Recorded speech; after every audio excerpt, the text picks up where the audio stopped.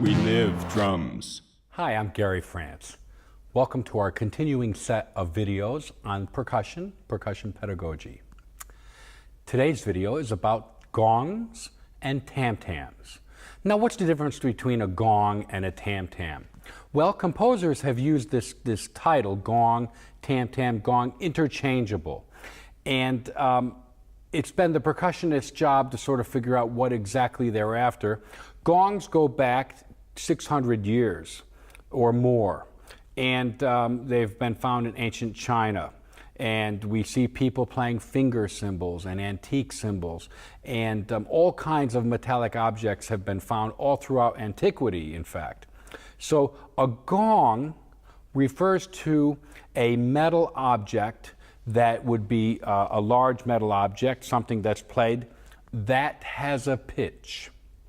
There's normally a dome on a gong, like we see here, or here. There's a dome. It's just a metal disc, really, is all it is.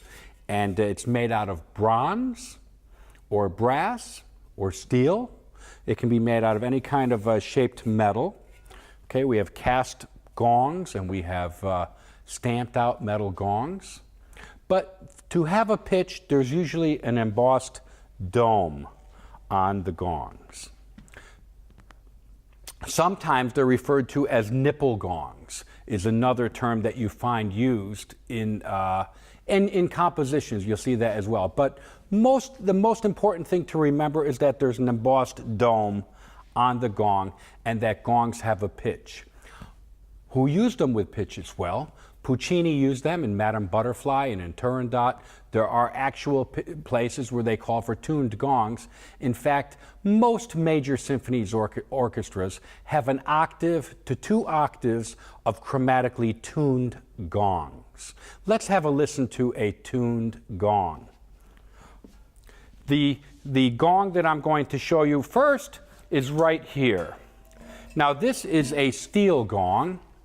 It's stamped out of steel. It's made by the Paiste company, P-A-I-S-T-E. This is a Swiss gong.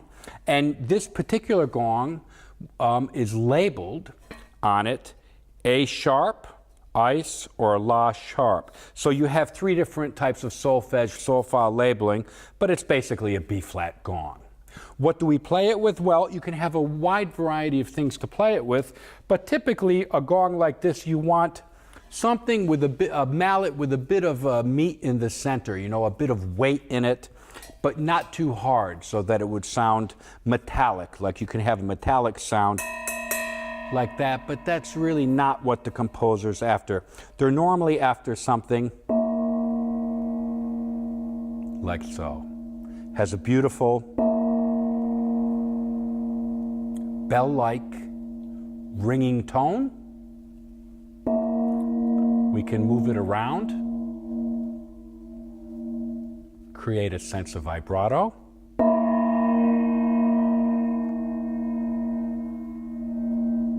There are some extended techniques on gongs.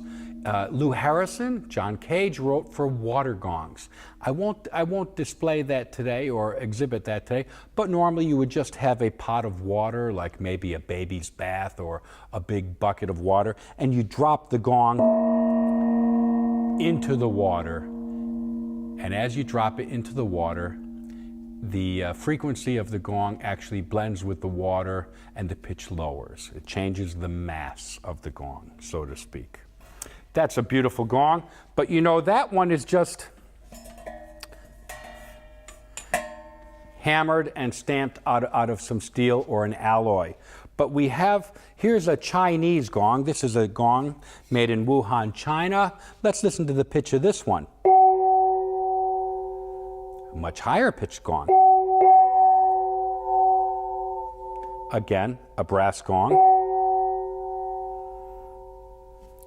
I think our most famous gongs, and certainly the gongs that influenced Debussy and many composers at the turn of the 20th century, the Paris Exposition had a Javanese gamelan, or I believe it might have been a gamelan from Bali. But I've brought some instruments from that gamelan. I own a complete set of bronze gongs, a gamelan orchestra set of gongs, and I brought a few of those gongs to show you today. Down here, this is called a kettle gong, or bonang, B-O-N-A-N-G. And this bonang, this kettle gong, rests on some strings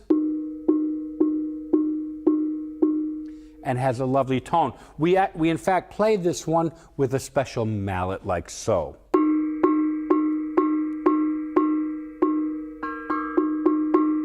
The bonang. We have a larger kettle gong. Here's a big one. This is part of the gamelan orchestra as well. This is called the kinung. And the kinung, really quite a different sound. You would expect it to be quite low, but in fact it's quite thick at the top. You can see it's a very heavy gong, and there are 6 or 7 of these in the set. I think the most popular of all of our Indonesian cast gongs is our large gong. This is a beautiful bronze gong, and I'll demonstrate this sound for you. I have a lovely ornate beater.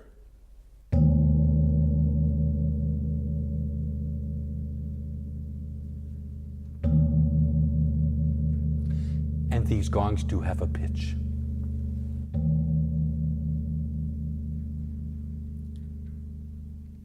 Of course, this one is fairly big, but it's nowhere as large as the largest gong in the set of gamelan, which can be really 3 or 4 times as large. They have beautiful low frequencies, and they underpin, there we go, the harmonic structure of the gamelan. We also have some gongs which do not have, it's sort of a contradiction really, they do not have an embossed dome on them, but they are also called gongs, and I would be negligent if I didn't mention these. They are Peking Opera gongs, and they appear in Chinese opera, and we find them throughout the Orient, and we have many different sizes. You can see that this one here has no embossed area on it, but it is indeed in the gong family. The opera gongs are also called glissandi gongs, or glissando gongs, or gliss gongs, okay? And I might add that there are hundreds of different types of gongs. There are so many kinds of gongs, but I'm just covering a few of these. We have wind gongs, we have many kinds of gongs, we have gongs that are just flat plates. But this particular gong, this is a glissando gong, Peking Opera gong. Take a listen to it. You'll notice that after the attack, there's an initial attack, and then we have a glissandi, either up or down.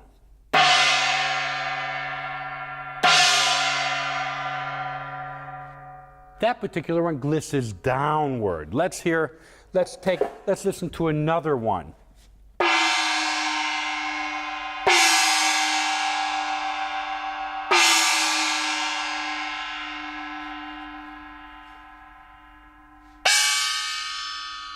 A slight upward gliss.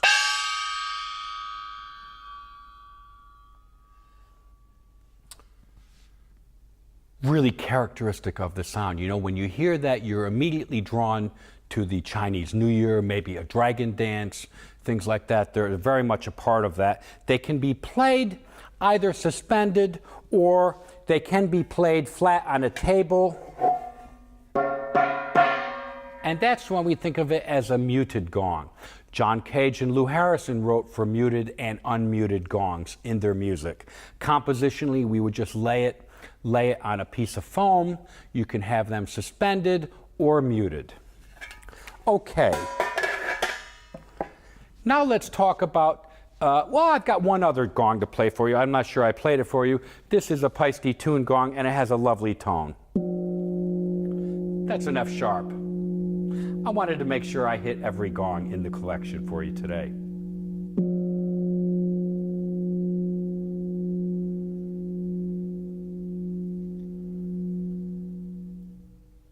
There we go.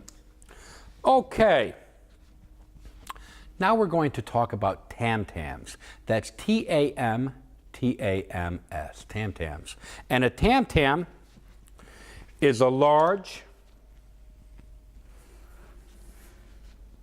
either cast bronze disc or steel, and they come in many sizes. This is quite a large gong. This is a 36-inch gong from Wuhan, China. Let's take a look at the thickness. You can see here it's really not that thick. I have this on a terrific stand. This stand places the center of the gravity of the gong over the center of the tripod. So it's actually quite stable. And it also allows me to with a few turns of a screw, I can raise it up so that it's higher. This is a really terrific feature. You can imagine that something this heavy, you need a very strong, sturdy stand to hold it. Now, when we talk about playing and performing tam-tams in an orchestra, things like pictures at an exhibition by Mussorgsky, or, well, the repertoire is full of things for giant tam-tam, right? It's not unlike the bass drum. It's a very low set of unpitched frequencies that surround and really give the orchestra a big hug. This instrument, it can have a wide variety of sounds from very, very, oh, let's see, I'll just grab a small stick here. We could use a triangle beater, but you can scrape it. We can scrape the edge.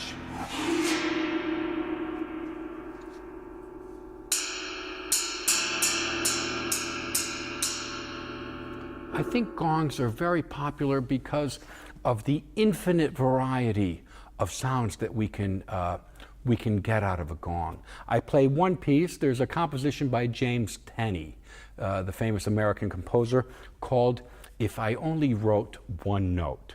And it's about a 40-minute roll on a tam-tam. It starts very soft, grows to very loud, comes down. I've performed this piece sometimes for meditations and functions such as that, and people love it. There's enough of harmonic and material inside the tam-tam to make it very, very interesting for people who are meditating and listening. Now,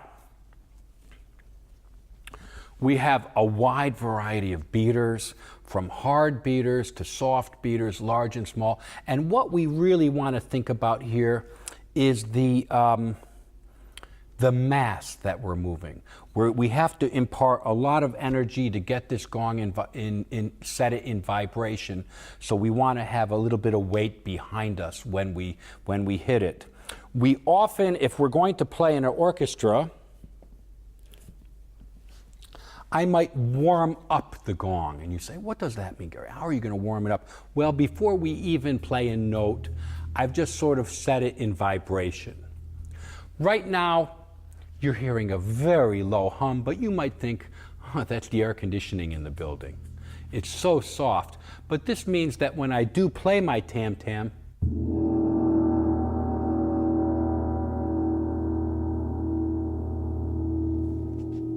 it speaks very quickly. You'll notice that I've positioned my body near the tam-tam. My left hand has come around. I'm giving it a hug over here. If you see the back, I'm going to rotate it this way this time. You can see that my left hand is here, and it's able to actually dampen the gong. I can customize how I'm going to control the harmonics and the dampening. So once again, like the bass drum, I'm controlling the gong. It's not controlling me. Now, unfortunately, although they've been very entertaining, we've had shows like The Gong Show and Red Faces and all kinds of TV shows, and not to mention the old Arthur G. Rank movies that showed the man hitting the giant gong like that. James Blades talks about that. That was really not a large gong. It was a small dinner gong. And what the Mr. Universe was hitting, I hate to burst everybody's bubble, was a big cardboard mock-up of a giant gong. But anyways, you can read about that in James Blades' book, and it's a wonderful book. But back to this. Because it's made out of bronze, and it's a brittle alloy. If you don't warm up your gong and somebody comes up and beats the ever-loving heck out of this gong, what they can do is very quickly crack the gong. And this has happened. This happens time and time again. They're not designed to be, just smashed like it's some kind of a game show prank. The gong is one of our most beautiful percussion instruments, and the tam-tam, gong and tam-tam, I'm using that interchangeably, but the tam-tam needs to be played with respect. Again, we warm it up. This time I need a little bit more of a pointed attack, so I'm going to hit it a little bit off center. This is, again, like the bass drum. You're not going to hit on the nodal point, but a little off center.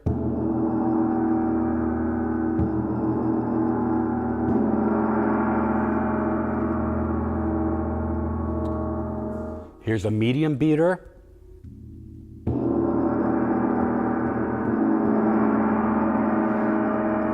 And if I were to roll on my tam-tam,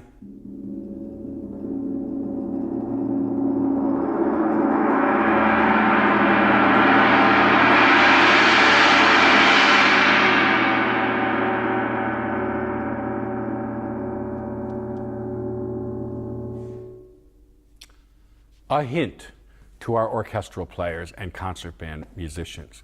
Make sure that when you're wearing your jacket, you don't have plastic buttons that can come in contact with your gong. Because when you go to dampen it, let me give you an example of what you'll hear. You can get this effect, where my button accidentally touched the gong, or on my jacket. So percussionists often cover their buttons on their tails, if you're playing with an orchestra, with cloth. And it's just a little point to try and remember. Okay, so this was our giant tam-tam, our large tam-tam. And of course,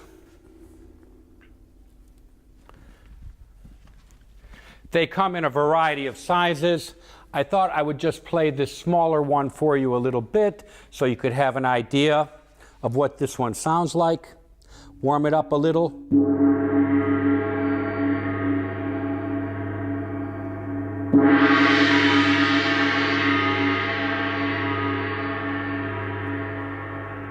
Again, you notice that I'm able to cradle it, to dampen it. If you need to dampen it fast, get your whole body around it, and to avoid extraneous noise. Well, that's pretty much it on the family of gongs and tam-tams.